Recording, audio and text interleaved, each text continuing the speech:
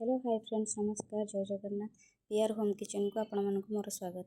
आज आम भेज रोल किपर बनवा से यार प्रस्तुति करवा। प्रथम मुझे पैन रे किसी पानी गरम करी से किसी चाउमिन नहीं जाइए, जोटा कि अटा चाउमिन ताको भल भाव पकई गरम पानी पकई फुटाइबी। तादरे किसी तेल देवा जमी चाउमिन के चाउमिन लगनी।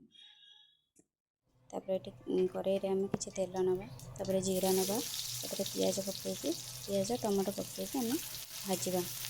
किसी समय भाजी गला आम कौन कर जहाँ सब भेजिटेबल आम काटिकी रखी कैप्सिकम कैबेज सब हाँ सब आप भेजिटेबल थी आप से अनुसार आप पकईकी भाजबे। मो पाखे जहाँ था मुझे नहीं किसी हलदी किसी करी पाउडर मुझे पकई कहीं फ्लेवर करी पाउडर सब पकईकी घोड़े घोड़े बेसी घोड़ेबानी बेसी सीझीबनी अल्प टिके घोड़ेकी भाजवा। एपटे देखते मोर चाउमिन हो गला। चाउमिन को मुझे भल भाव में छाणी देची। छाणिकी मोर एपटे देखते मसला प्रस्तुत होगा पूरा रेडी मसला। बेसी सीझीबनी कि रही क्रंची टाइप रहा चाउमिन पकईकी भल भाव में गोलेदवा।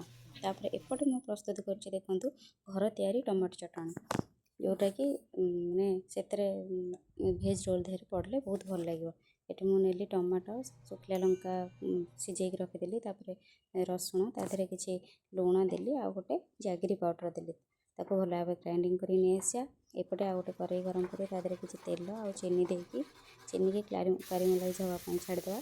कुछ समय होगला तापर कौन करना जो बाटी रखी आम टमाटो चटनी तादे देदेवा फुटे। कौन करा किसी कॉर्नफ्लावर पाउडर को गोलिकी गोटे चमच है भाया कॉर्नफ्लावर आपड़ देवे। आपण ये को चाहिए आप देवे। देखो ये धीरे धीरे चटनीटा थिक हो आसला। थिक हेले ही आमर चटनीटा टमाटो सॉस भली लगे। तापर ये मोटा ऑलरेडी चकाटी रखी थी। रुटी की भल भाव में सेकिवा, दुई पट सेकिवा। सेकी सारा आमर प्रस्तुति करवा भेज रोल। ये कौन करना रुटी की भल भाव में टमाटो सॉस देकी जो चटनीटा आम बनई जेहेतु मो पाखे टमाटो सॉस नाला मु घरे प्रस्तुति कली कहीं मो पिला पुओ भी खाइबार थिला। तो भल भाव में टमाटो चटनी की रोटी भल भाव स्प्रेड करदेली। चाउमिन थी भल भाव में सजेदेली, पियाज फियाज दे सजेदेली। प्रस्तुत होगा मोर भेज रोल। यहीपर भाव में देखो मुझे ये चार्टा भेज रोल मु रेडी करी।